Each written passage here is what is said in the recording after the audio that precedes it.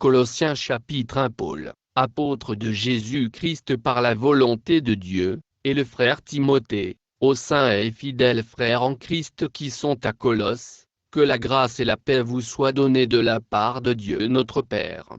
Nous rendons grâce à Dieu, le Père de notre Seigneur Jésus-Christ, et nous ne cessons de prier pour vous, ayant été informés de votre foi en Jésus-Christ et de votre charité pour tous les saints, à cause de l'espérance qui vous est réservée dans les cieux, et que la parole de la vérité, la parole de l'Évangile vous a précédemment fait connaître.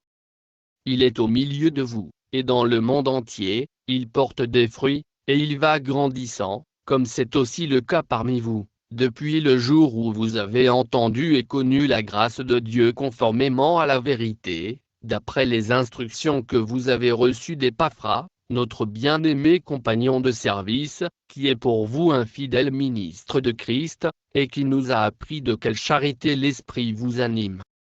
C'est pour cela que nous aussi, depuis le jour où nous en avons été informés, nous ne cessons de prier Dieu pour vous, et de demander que vous soyez remplis de la connaissance de sa volonté, en toute sagesse et intelligence spirituelle, pour marcher d'une manière digne du Seigneur et lui être entièrement agréable, portant des fruits en toutes sortes de bonnes œuvres et croissant par la connaissance de Dieu, fortifié à tous égards par sa puissance glorieuse, en sorte que vous soyez toujours et avec joie persévérants et patients.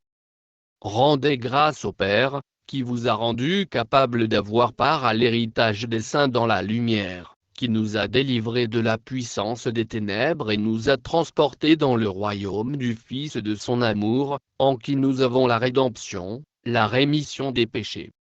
Il est l'image du Dieu invisible, le premier-né de toute la création. Car en lui ont été créées toutes les choses qui sont dans les cieux et sur la terre, les visibles et les invisibles, trônes, dignité, domination, autorité. Tout a été créé par lui et pour lui. Il est avant toute chose, et toute chose subsiste en lui. Il est la tête du corps de l'Église, il est le commencement, le premier-né d'entre les morts, afin d'être en tout le premier. Car Dieu a voulu que toute plénitude habitât en lui, il a voulu par lui réconcilier tout avec lui-même, tant ce qui est sur la terre que ce qui est dans les cieux, en faisant la paix par lui, par le sang de sa croix. Et vous, qui étiez autrefois étrangers et ennemis par vos pensées et par vos mauvaises œuvres, il vous a maintenant réconciliés par sa mort dans le corps de sa chair, pour vous faire paraître devant lui saint, irrépréhensible et sans reproche, si du moins vous demeurez fondés et inébranlables dans la foi, sans vous détourner de l'espérance de l'Évangile que vous avez entendu, qui a été prêché à toute créature sous le ciel, et dont moi Paul, j'ai été fait ministre. Je me réjouis maintenant dans mes souffrances pour vous, et ce qui manque aux souffrances de Christ, je l'achève en ma chair, pour son corps, qui est l'Église. C'est d'elle que j'ai été fait ministre, selon la charge que Dieu m'a donnée auprès de vous, afin que j'annonçasse pleinement la parole de Dieu, le mystère caché de tout temps et dans tous les âges, mais révélé maintenant à ses saints, à qui Dieu a voulu faire connaître quelle est la glorieuse richesse de ce mystère parmi les païens, savoir, Christ en vous, l'espérance de la gloire. C'est lui que nous annonçons, exhortant tout homme, et instruisant tout homme en toute sagesse, afin de présenter à Dieu tout homme, devenu parfait en Christ. C'est à quoi je travaille, en combattant avec sa force, qui agit puissamment en moi.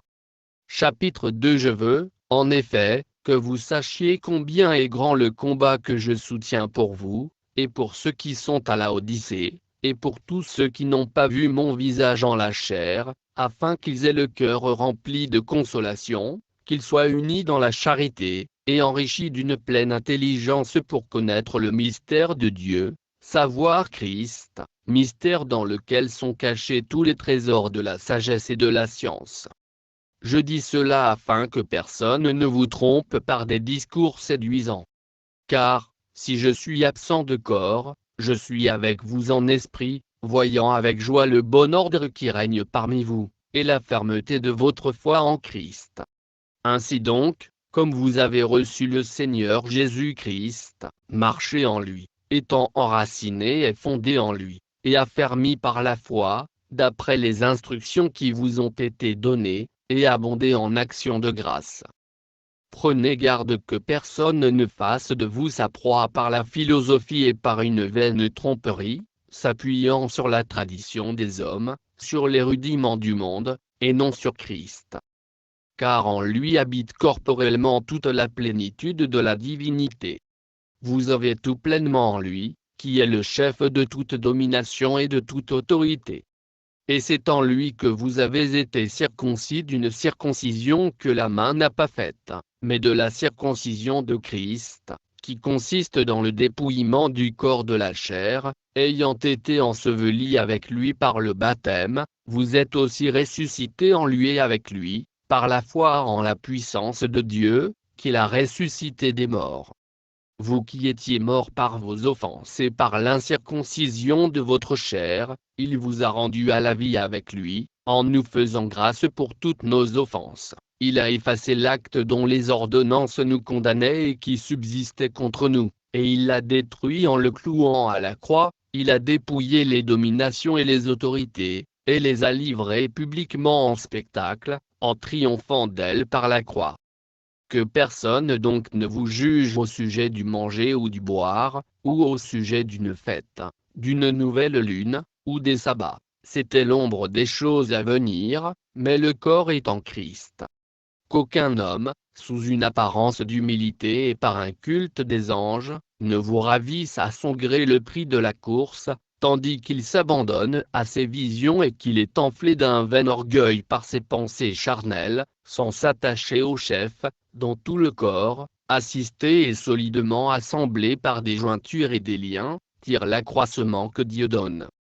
Si vous êtes mort avec Christ au rudiment du monde, pourquoi, comme si vous viviez dans le monde, vous impose-t-on ces préceptes, ne prends pas, ne goûte pas, ne touche pas, préceptes qui tous deviennent pernicieux par l'abus, et qui ne sont fondés que sur les ordonnances et les doctrines des hommes? Ils ont, à la vérité, une apparence de sagesse, en ce qu'ils indiquent un culte volontaire, de l'humilité, et le mépris du corps, mais ils sont sans aucun mérite et contribuent à la satisfaction de la chair. Chapitre 3. Si donc vous êtes ressuscités avec Christ, cherchez les choses d'en haut, où Christ est assis à la droite de Dieu.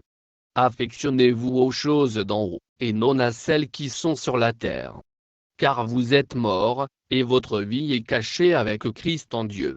Quand Christ, votre vie, paraîtra, alors vous paraîtrez aussi avec lui dans la gloire. Faites donc mourir les membres qui sont sur la terre, l'impudicité, l'impureté, les passions, les mauvais désirs, et la cupidité, qui est une idolâtrie. C'est à cause de ces choses que la colère de Dieu vient sur les fils de la rébellion, parmi lesquels vous marchiez autrefois, lorsque vous viviez dans ces péchés.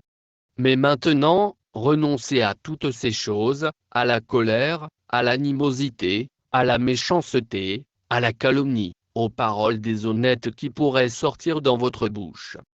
Ne mentez pas les uns aux autres, vous étant dépouillés du vieil homme et de ses œuvres, et ayant revêtu l'homme nouveau, qui se renouvelle, dans la connaissance, selon l'image de celui qui l'a créé. Il n'y a ici ni grec ni juif, ni circoncis ni incirconcis, ni barbare ni scythe, ni esclave ni libre, mais Christ est tout et en tous. Ainsi donc, comme des élus de Dieu, saints et bien-aimés, revêtez-vous d'entrailles de miséricorde, de bonté, d'humilité, de douceur, de patience. Supportez-vous les uns les autres, et, si l'un a sujet de se plaindre de l'autre, pardonnez-vous réciproquement. De même que Christ vous a pardonné, pardonnez-vous aussi. Mais par-dessus toutes ces choses revêtez-vous de la charité, qui est le lien de la perfection. Et que la paix de Christ, à laquelle vous avez été appelés pour former un seul corps, règne dans vos cœurs. Et soyez reconnaissants. Que la parole de Christ habite parmi vous abondamment, Instruisez-vous et exhortez-vous les uns les autres en toute sagesse, par des psaumes, par des hymnes, par des cantiques spirituels, chantant à Dieu dans vos cœurs sous l'inspiration de la grâce. Et quoi que vous fassiez, en parole ou en œuvre, faites tout au nom du Seigneur Jésus, en rendant par lui des actions de grâce à Dieu le Père. Femmes, soyez soumises à vos maris, comme il convient dans le Seigneur. Maris, aimez vos femmes, et ne vous aigrissez pas contre elles. Enfants, obéissez en toutes choses à vos parents, car cela est agréable dans le Seigneur. Pères, n'irritez pas vos enfants, de peur qu'ils ne se découragent. Serviteurs, obéissez en toutes choses à vos maîtres selon la chair, non pas seulement sous leurs yeux, comme pour plaire aux hommes, mais avec simplicité de cœur, dans la crainte du Seigneur. Tout ce que vous faites, faites-le de bon cœur, comme pour le Seigneur et non pour des hommes, sachant que vous recevrez du Seigneur l'héritage pour récompense. Servez Christ, le Seigneur. Car celui qui agit injustement recevra selon son injustice, et il n'y a point d'acception de personne. Chapitre 4. Maîtres, accordez à vos serviteurs ce qui est juste et équitable, sachant que vous aussi vous avez un Maître dans le ciel. Persévérez dans la prière, veillez-y avec action de grâce. Priez en même temps pour nous, afin que Dieu nous ouvre une porte pour la parole, en sorte que je puisse annoncer le mystère de Christ, pour lequel je suis dans des chaînes, et le faire connaître comme je dois en parler. Conduisez-vous avec sagesse envers ceux du dehors, et rachetez le temps.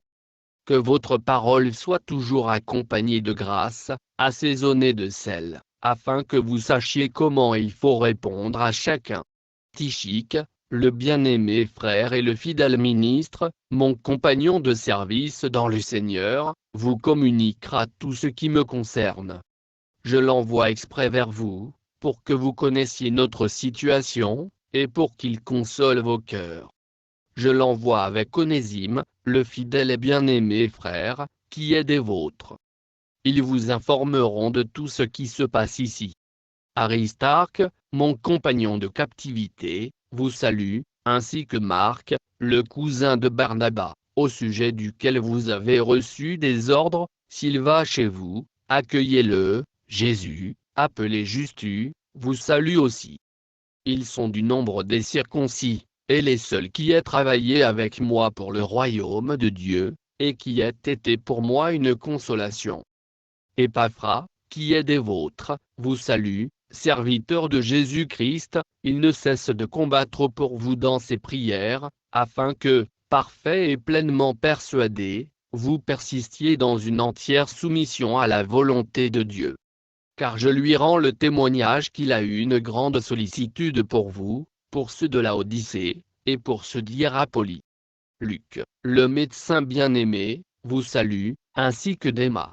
Saluez les frères qui sont à Laodicée, et Nympha, et l'Église qui est dans sa maison. Lorsque cette lettre aura été lue chez vous, faites en sorte qu'elle soit aussi lue dans l'Église des Laodicéens, et que vous lisiez à votre tour celle qui vous arrivera de Laodicée. Et dites à Archippe, prends garde au ministère que tu as reçu dans le Seigneur, afin de le bien remplir. Je vous salue, moi Paul, de ma propre main. Souvenez-vous de mes liens. Que la grâce soit avec vous.